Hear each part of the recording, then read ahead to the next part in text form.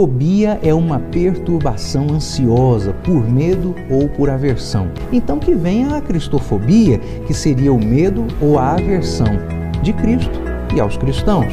Mas certamente o dicionário não concordará que o mundo viva com medo dos crentes, porque as pessoas fogem daquilo que as amedronta, elas evitam as coisas que lhes causam repulsa.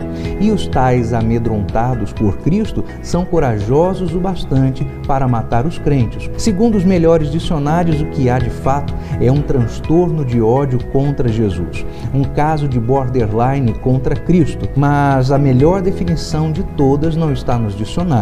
Está sim na própria palavra de Deus. Não é cristofobia o que estamos vivendo, estamos sim vivendo bem-aventurança. Eu sou o pastor Gunnar Berg e os diálogos teológicos dessa sexta-feira falarão sobre a perseguição à Igreja de Cristo.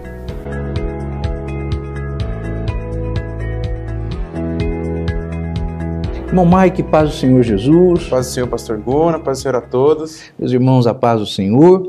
Nosso programa hoje é a respeito da perseguição à Igreja de Nosso Senhor. Eu gostaria de começar definindo duas palavras. Pode ser? Vamos lá. Então, começar definindo algo.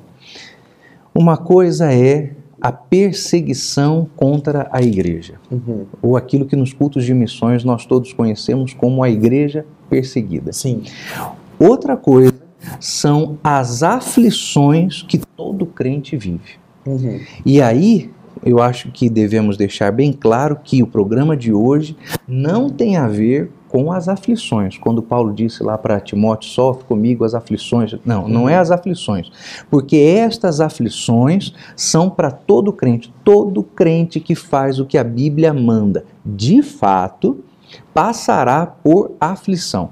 O programa de hoje não é sobre aflição. O programa de hoje é sobre a perseguição contra a Igreja de Nosso Senhor. E essa perseguição das mais diversas formas. E o que nos motivou o programa de hoje foi aquele caso de alguns dias atrás. Isso, Coroatá, no Maranhão, quando, aqui foi dia 11 de novembro, Sim. o pastor Natanael dos Santos foi preso porque estava pregando e a juíza disse que não era um caso de perseguição porque ela mandou desligar o som. A reclamação dela não era contra a mensagem, teria sido contra o volume, né, que o pastor estava pregando, ainda que ele tenha abaixado o volume da caixa na primeira reclamação da mulher. Sim. E mesmo assim ela prendeu. E aí, foi cristofobia ou não foi? Foi perseguição ou não foi? Olha, pastor, eu penso que estava consultando essa semana o site do Portas Abertas. E lá no site do Portas Abertas, talvez os irmãos não saibam, mas o Portas Abertas, aqui no Brasil, ela é uma agência missionária e talvez seja a principal fonte de pesquisa quando a gente vai tratar do assunto da igreja perseguida. E eles definem a perseguição, é uma concepção deles, tá? Mas eles definem a perseguição como algo não feito apenas de forma individual. Então a perseguição nos parâmetros do ministério, dessa agência de missões do Portas Abertas, ela é conceituada a partir de uma perseguição coletiva, uma perseguição a um grupo. Então eu penso que esse caso ali da igreja em Coroatá, do pastor em Coroatá, não tenha sido uma perseguição nesses padrões, mas não deixa de ser uma aflição. Uma aflição, não deixa de ser. E talvez, pelo que eu tenho observado, as repercussões, até as entrevistas que o pastor deu, os crentes nem entenderam aquilo, pelo menos o pastor, a forma como eu percebi as entrevistas que ele deu depois que foi solto, é que eles entendem aquilo como de fato uma aflição, como de fato um sofrimento.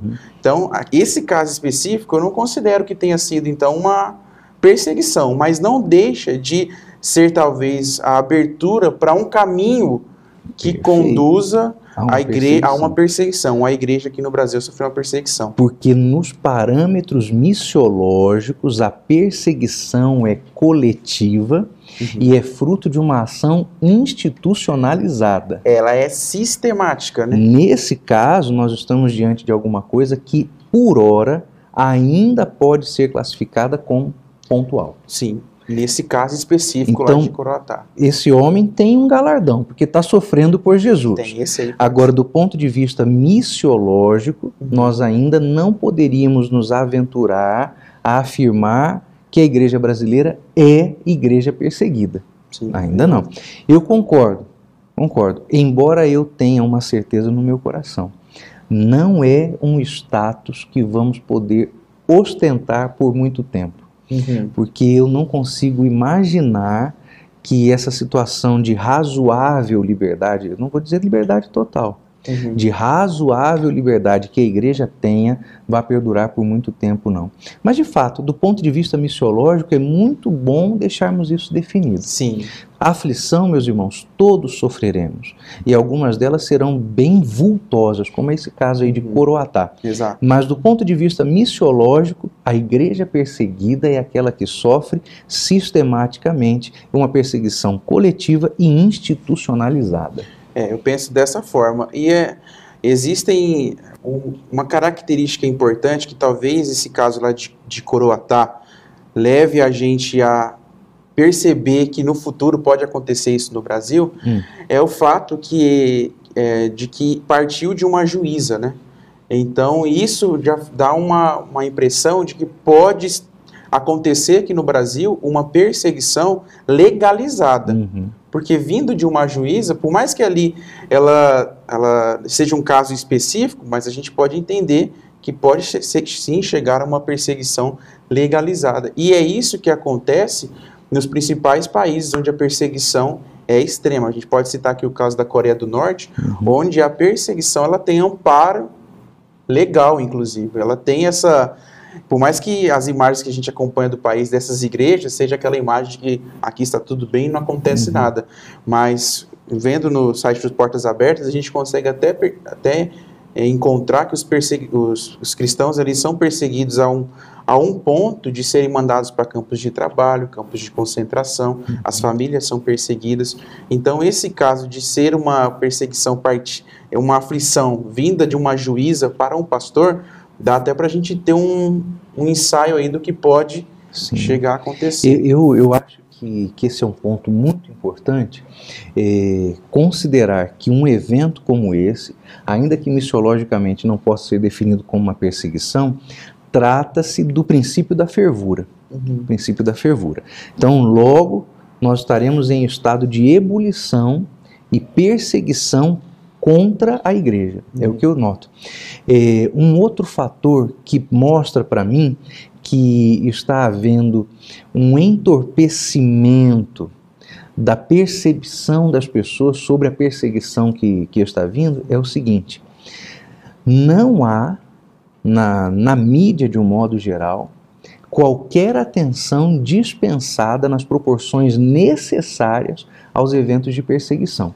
Vou citar um caso que talvez quem tenha acompanhado o noticiário na Rede Record de televisão algumas semanas atrás, viu. A China está suspendendo o subsídio dado a famílias que professam a fé cristã. E é um subsídio que, no caso específico dessas famílias, é extremamente essencial à sua subsistência. E isso não é só na China. A Nigéria também tem acontecido isso. A Nigéria, nesse período de pandemia, o governo restringiu o recebimento de um auxílio, como a gente tem aqui no Brasil, às famílias que são declaradas cristãs. Restringiu. Então, muitas famílias estão passando necessidades e aí impostas pelo Estado. O Estado não está fazendo esse repasse dessa ajuda. É como se fosse para a gente aqui o auxílio emergencial. Isso. Simplesmente por essas pessoas serem ou confessarem a fé em Cristo. E isso é um dado que tem lá no Portas Abertas. Lá no Portas Abertas tem os irmãos podem encontrar isso no canal do YouTube. Tem uma live lá onde eles falam exatamente a respeito disso, de que nesse período de pandemia, sem falar que já são países onde o desenvolvimento já não é avançado, como em outros países de primeiro mundo, Estados Unidos, enfim, até em comparação com o Brasil, mas são países que estão restringindo aí esse recebimento desse auxílio para as famílias cristãs. Vamos dar uma olhada aqui na lista mundial da perseguição em 2020. Então, se você olhar aí, no primeiro lugar, Coreia do Norte. Tipo de perseguição, opressão comunista e pós-comunista. Agora, os outros países todos, eles chamam a atenção exatamente pelo que você acabou de dizer. São países subdesenvolvidos. São países subdesenvolvidos. E a maioria deles tem o Estado Islâmico como uma base, né? E ali é o Estado Islâmico não como grupo extremista, mas como aquele que administra, né?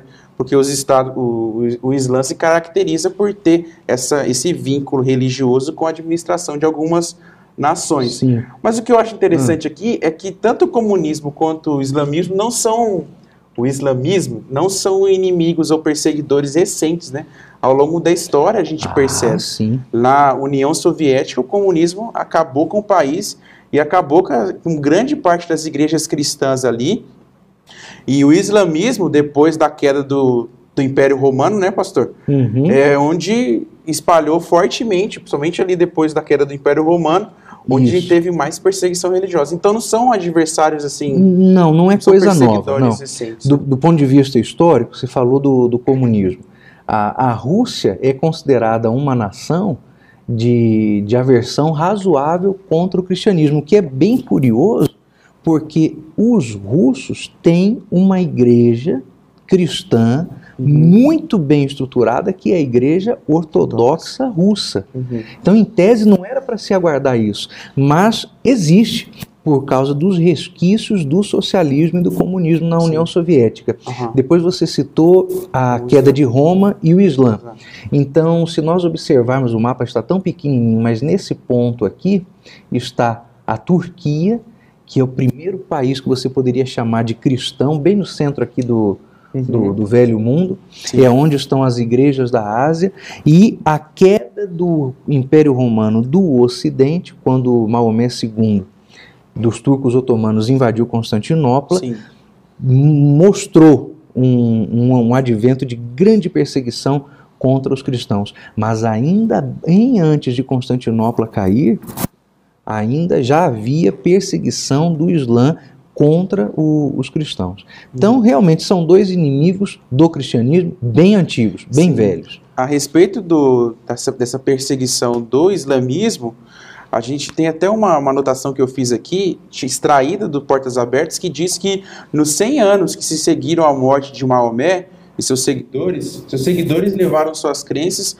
até o coração da cristandade, alcançando Jerusalém, alcançando Cesareia, alcançando Tártago. Então, logo no primeiro 100 anos, ali a gente já vê uma explosão de expansão do islamismo, e uma das principais formas de expansão foi a guerra religiosa. Então, a gente não pode negar que são adversários. Mas o que eu acho interessante, por mais que, com relação ao comunismo, por mais que seja um adversário antigo, já um adversário velho, por trás, e hoje a União Soviética já não tem aquela mesma estrutura comunista como antigamente, antes da queda do Muro de Berlim. Antes da queda do Muro de Berlim, a queda da cortina de ferro no leste europeu. Mas o que eu acho interessante é que é uma perseguição ideológica, e eu penso que esta seja uma das maiores perseguições que a igreja enfrenta, e que talvez, não estou aqui sendo um profeta, mas eu penso que será a principal perseguição que a igreja vai enfrentar nos próximos anos. Mas só um dado estatístico para a gente exemplificar tudo isso que a gente está falando com relação a essa lista mundial de perseguição. Ela é uma lista que foi elaborada no período a mais recente, né, que é de 2019. Ela foi elaborada no período de novembro de 2018 até 31 de outubro de 2019. E durante esse período de pesquisa, onde os dados eram recolhidos, foram apontados, em média, 8 mortes de cristãos por dia, e durante todo esse período de um ano, 2.983 cristãos foram mortos por causa de sua fé. Isso enquanto a pesquisa estava acontecendo. A pesquisa diz que 3.711 cristãos foram presos ou condenados em julgamentos. E aqui é a perseguição jurídica, como a gente pode até ver como um certo ensaio que aconteceu lá em Coroatá. Então, esses dados mostram que de fato, a perseguição ela é uma realidade que acontece hoje e estima-se que atualmente cerca de 260 milhões de cristãos são perseguidos. Isso nessa lista de 50 países aqui que a gente acabou de citar. Então é muita gente sofrendo perseguição, é muito cristão sendo perseguido por conta de sua fé. E um desses países está pertinho de nós, na América do Sul, que é a Colômbia. Colômbia, meus irmãos, bem perto. Às vezes a gente pensa na Venezuela, né? Mas a Venezuela está passando por um momento de colapso social tão terrível que ela acaba não tendo condições, não acaba havendo condições estatísticas e até mesmo institucionais, né? Para estatisticamente mensurar, institucionalmente perseguir a Igreja de Cristo. Então, Colômbia, muito perto de nós. Agora, o ponto que você tocou é fundamental. Toda essa perseguição no Ocidente tem a sua semente na ideologia. Meu irmão, por mais que a Igreja de Cristo seja odiada, e por mais que o que eu vá dizer pareça um exemplo assim bem pueril, ninguém levanta de manhã numa nação como o Brasil dizendo: hoje eu vou matar um crente, hoje eu vou tacar fogo numa igreja. Claro que pode haver um endemoniado nessa proporção, mas não é assim que a coisa acontece. Ideologicamente é que se inicia um processo como esse. Ideologicamente, a igreja passa a ser retratada não só como conservadora, mas como radical, como irreconciliável, como um instrumento do espalhamento do ódio contra as minorias. E uma coisa interessante, rapaz, se você parar para pensar, a igreja tem um discurso que é bíblico, obviamente é bíblico, que é essencialmente agregador. Eu não vou usar a palavra inclusivista, porque o inclusivismo pressupõe que você inclua a pessoa da maneira como ela está, sem que ela precise se arrepender dos seus pecados. A igreja não é inclusivista, a igreja agrega ao corpo. Então a igreja trata todos equanimemente. A palavra de Deus nos diz que em Cristo não há judeu, não há romano, não há grego, não há bárbaro, enfim. Quem é que divide em grupos? Não é a igreja. É justamente esses grupelhos ideológicos, esse socialismo pelego, pedestre, rasteiro que nós temos. Ele é que divide o grupo dos seres humanos pela cor da pele, pela sua etnia, por algum tipo de confissão de fé diferente. E aí incita essas minorias contra o grupo que, na sua visão, seria o hegemônico opressor. Sim, e aí eu penso que quando chega nesse ponto, a perseguição, ela deixa de ser apenas ideológica e teórica e passa a ser prática. Perfeito. Esse é o ponto. Então, por trás de todos esses exemplos históricos que a gente explicou, que a gente mostrou aqui, comunismo, islamismo e até as ideologias, principalmente depois do iluminismo até os dias atuais, a gente percebe que o ponto onde as pessoas estão, onde a sociedade está dividida em grupos, uns contra os outros, o ponto final é a perseguição prática. É quando a gente chega e ainda a gente não chegou a esse ponto no Brasil, mas eu acho que a gente nunca esteve tão perto, porque a polarização ela é imensa hoje, e é interessante, não é uma polarização em vários grupos, é uma polarização, a igreja sendo perseguida pelos grupos,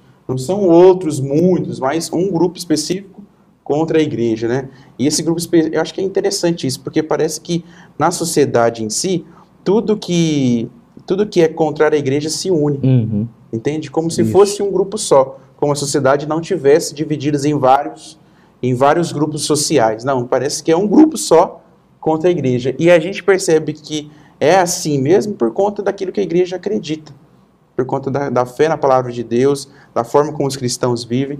Então, o ponto final, de fato, é uma perseguição prática. Eu não sei quanto tempo que a gente vai ter ainda dessa liberdade que a gente tem. Difícil dizer, mas não dura muito. Mas também eu fico pensando num outro ponto, que assim, é o posicionamento da igreja diante dessas coisas. Não estou falando que a perseguição vai fazer a igreja brasileira ter algum tipo de despertamento espiritual. Mas o que a gente vê na história da igreja é o quanto a perseguição contribuiu para que a igreja ressurgisse. Talvez assim, não estou falando assim, irmãos, eu estou esperando a perseguição porque nós estamos numa frieza espiritual, porque se não vier a perseguição a gente não vai se avivar. Não é isso, mas quando ocorreu ao longo da história períodos de perseguição tão extrema, a igreja crescia de uma forma, Atos dos Apóstolos é um exemplo disso, enfim. Vamos fazer o seguinte, vamos aproveitar essa oportunidade em que se falou sobre perseguição ao longo do tempo, e vamos conhecer qual é a literatura que o irmão Bruno vai recomendar para nós hoje, que é uma literatura histórica, não é simplesmente que trata de eventos históricos, mas ela também tem valor histórico. Aí quando voltarmos da coluna literária do irmão Bruno, aí a gente fala sobre teologia da perseguição. Será que a igreja é perseguida porque cresce ou cresce porque é perseguida? Então vamos lá, irmão Bruno, qual que é o livro para a nossa leitura de hoje? Um nó na garganta, a boca seca e a mente posta em reflexões acerca da vida e de minha dedicação ao único Deus. Até onde pode ir a minha fé? E a quais consequências podemos ir por amor a Cristo? Nos últimos tempos temos vivenciado uma forte opressão aos cristãos. Em países como a China, onde o culto é proibido e os cidadãos servem ao Estado, a represália ao cristianismo só tem aumentado. Países muçulmanos, islamistas também têm atacado fortemente os seguidores de Cristo. A mídia esconde a morte das pessoas que escolheram não negar a sua fé, mas permanecer firmes na convicção de seus corações. Pessoas que escolheram dizer, como o apóstolo Paulo em Filipenses 1, 20 e 21, Cristo será tanto agora como sempre engrandecido no meu corpo, seja pela vida, seja pela morte, porque para mim o viver é Cristo e o morrer é ganho. A perseguição sempre foi uma realidade na vida da igreja. Perseguiriam os profetas, os discípulos, o próprio Cristo foi perseguido. Os chamados pais da igreja também foram perseguidos. Tem um livro de história que conta sobre algumas de muitas das perseguições que ocorreram ao longo da história com os filhos de Deus. O livro dos Mártires é um clássico que conta sobre a vida, o sofrimento e as mortes triunfantes dos mártires cristãos da história. O relato começa com a história da morte de Cristo por nossos pecados. Esse relato histórico traça os caminhos da perseguição religiosa. Aqui temos relatos de casos de mártires famosos, como John Wycliffe, John Huss, William Tyndale, dentre outros. John Foxe, o autor do livro dos Mártires, nasceu na Inglaterra em 1516 e faleceu em 18 de abril de 1587. Ele foi aluno de Oxford e mais tarde tornou-se professor dessa mesma universidade. Sem dúvida alguma, o livro de John Foxe nos põe a pensar sobre como temos vivido o cristianismo, afinal, fomos impactados pela mensagem da cruz, a única mensagem capaz de mudar vidas. E diante dessa mensagem tão bela, reconfortante e sublime, não podemos guardá-la a 7 chaves, mas compartilhá-la a todo quanto pudermos. Bem-aventurados os que sofrem perseguição por causa da justiça, porque deles é o reino dos céus. Bem-aventurados sois vós, quando vos injuriarem e perseguirem, e mentindo disserem todo mal contra vós por minha causa. Exultai e alegrai-vos, porque grande é o vosso galardão nos céus, porque assim perseguiram os profetas que foram antes de vós.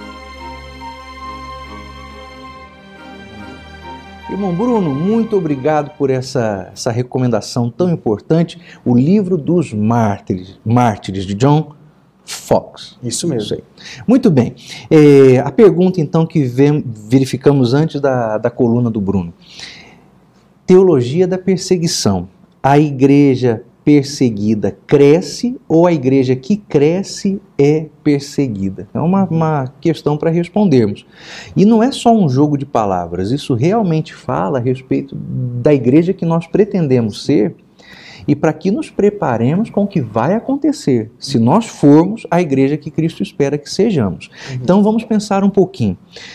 O que é o mais comum falado nos cultos de missões sobre perseguição e crescimento da igreja? Acho que o mais comum é que se fala que quando a igreja é perseguida, a igreja cresce. Então, aí nós temos uma afirmação que acabou entrando para o senso comum. Mas, do ponto de vista bíblico e do ponto de vista histórico, a teologia da perseguição nos dá uma dimensão um pouquinho diferente dessa. Sim. Então, o que tem a ver, de fato, de relação com a perseguição não é crescimento, é a relevância da igreja. Não se trata de pensar que a igreja vai crescer porque é perseguida ou é perseguida porque vai crescer.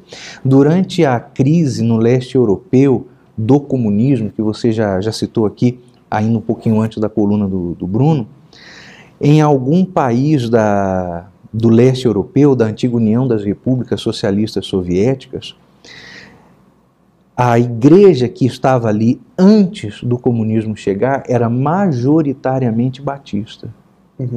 E quando a cortina de ferro caiu na década de 1990, verificou-se que a igreja batista naquele país, que era contada aos milhões antes do comunismo, foi reduzida a uma comunidade de menos de 1.000 crentes. Essa igreja ficava na Letônia.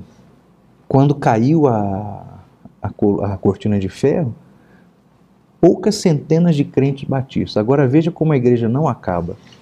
Esses crentes batistas, não todos, mas alguns deles, acabaram fugindo para o Brasil, fundaram uma colônia imigrante chamada Varpa, no município de Tupã, aqui no estado de São Paulo, e se você vai lá hoje, você encontra uma igreja batista leta dentro daquela cidade. E se você retornar ao território da Letônia, o que é que tem lá? A mesma igreja perseguida novamente florescendo. Então nada para com a igreja. Não é para afirmarmos categoricamente que todo lugar onde há perseguição, a igreja passa por crescimento numérico. Não. Muitas vezes acontece, mas não todas as vezes. O que nunca vai acontecer é a igreja ser extirpada, extinta. Isso nunca, meus irmãos. Pode ser o país mais fechado do mundo, ainda que depois que a cortina de bambu cair e nós possamos entrar na China, depois que esse homem, filho da perdição, do Satanás, que está governando a Coreia do Norte, for derrubado, ainda que nós venhamos a descobrir que na China ou na Coreia do Norte haja uma igreja muito sofrida e diminuta em números, extinta ela nunca será. Então, o que a teologia da perseguição nos mostra é que a perseguição vem mediante a relevância da igreja. Qual é a igreja perseguida? A igreja que faz diferença. Sim. E é interessante, eu separei aqui para os irmãos um trecho de uma carta que é chamada Carta de Diogneto. Diogneto, ele era um interessado a respeito da vida dos cristãos lá por volta do ano 120 depois de Cristo, no segundo século. E ele era interessado em saber como os cristãos viviam. E em cima dessa questão da relevância da igreja, esse exemplo dos cristãos ali no primeiro século da igreja e no segundo século, eles refletem para a gente o quanto a igreja foi relevante naquela sociedade e por ser relevante, foi perseguida. E por ser perseguida e por ser relevante, cresceu grandemente. E esse cristão anônimo, escrevendo a Diogneto, ele diz o seguinte: os cristãos, encontram-se na carne, mas não vivem segundo a carne. Moram na terra e são regidos pelo céu. Obedecem às leis estabelecidas e superam as leis com as próprias vidas. Amam todos e por todos são perseguidos. Não são reconhecidos, mas são condenados à morte. São condenados à morte e ganham a vida. São pobres, mas enriquecem muita gente. De tudo carecem, mas em tudo abundam. São desonrados e nas desonras são glorificados. Injuriados são também justificados. Insultados bendizem. E ele continua: ultrajados prestam as devidas honras. Fazendo bem são punidos como maus. Fustigados alegram-se como se recebessem a vida. São hostilizados pelos judeus como estrangeiros. São perseguidos pelos gregos, e os que os odeiam não sabem dizer a causa do ódio.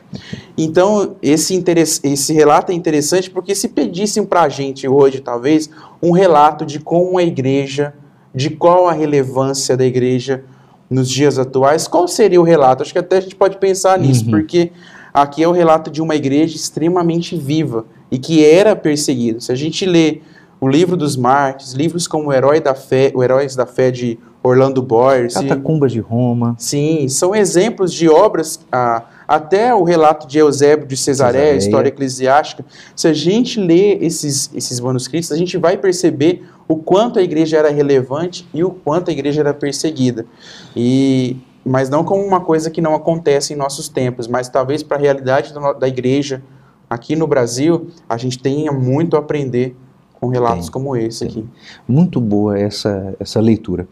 Esse país de que eu falei, em que a igreja numericamente foi muito reduzida, mas eu friso bem, nunca destruída. Nunca. Nada destruirá a igreja de Nosso Senhor, mas ela pode ser achatada em número. Eu acho isso incrível, porque a gente encontra na internet alguns depoimentos anônimos de cristãos que fazem parte de países extremamente perseguidos. E o relato desses cristãos é de que, olha, nós estamos sendo perseguidos aqui, mas existe uma igreja na Coreia do Norte, existe uma igreja na Colômbia. Mesmo que não seja organizada institucionalmente, mesmo que não seja amparada por lei, mesmo que não haja liberdade de expressão constitucionalizada, como é aqui no Brasil, a igreja existe. E eu me lembrei aqui agora de um vídeo de crentes da Coreia do Sul que amarravam em bexigas, em balão, textos bíblicos e chegavam perto da fronteira com a zona desmilitarizada da Coreia do Norte e mandavam essas bexigas com textos bíblicos. Eles não sabiam onde iam cair, não sabiam quem ia pegar aquele texto bíblico, mas eles faziam essa ação. E a respeito de um exemplo parecido com esse, tem um relato de um homem que não deu o seu nome, mas ele é um cristão no Afeganistão, que é o segundo país de maior perseguição ao cristianismo no mundo. Ele disse assim: eu tenho 7 filhos, um deles é deficiente e não pode andar. Quando eu trouxe o Novo Testamento para minha casa, minha filha começou a se mexer. Eu comecei a ler a Bíblia e ela começou a andar. Aleluia. E isso são relatos de como a igreja é viva, por mais que não institucionalizada, não livre, por mais que ela não tenha essa possibilidade, ela continua existindo, ela não morre, né? Muito bem, irmão Marcos, chegamos ao final do nosso programa hoje. Sim. Vamos nos despedir dos nossos irmãos. Deus abençoe a todos, até semana que vem. Meus irmãos, nos vemos na semana que vem em nome de Jesus. E o irmão Mike e eu deixamos os irmãos agora na companhia do devocional do irmão Alexandre Valeriano. Irmão Alexandre, traga para nós uma palavra do Senhor a respeito dos tempos de perseguição. Até o próximo programa, meus irmãos. Deus em Cristo os abençoe.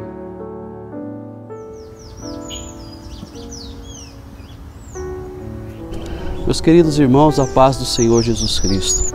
Um fato tem chamado muita atenção nessas últimas semanas, onde um pastor ele foi preso por estar pregando o Evangelho e uma mulher, por estar cantando, também foi conduzida à delegacia. Isso chamou tanta atenção das autoridades e do meio evangélico que muitos estão falando a respeito de cristofobia. E eu gostaria de meditar com vocês em poucas palavras no que diz a palavra do Senhor em Mateus, capítulo de número 5, o versículo 11 e 12, que diz assim: Bem-aventurados sois vós, quando vos injuriarem e perseguirem, e mentindo, disserem todo o mal contra vós, por minha causa.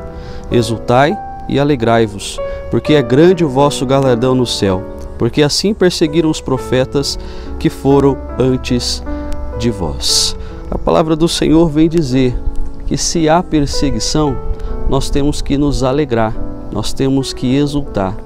Se há levante do mundo e das pessoas que odeiam a Cristo, temos que nos alegrar. Afinal de contas, não somos nós os odiados, não somos nós os reprimidos, mas sim a Cristo, porque essa perseguição ela vem de muito tempo e essa perseguição acontece por Jesus Cristo. Afinal de contas, por que tanto assim o mundo persegue a Cristo? Porque Cristo está vivo. Quiseram matá-lo, mas ele continua vivo.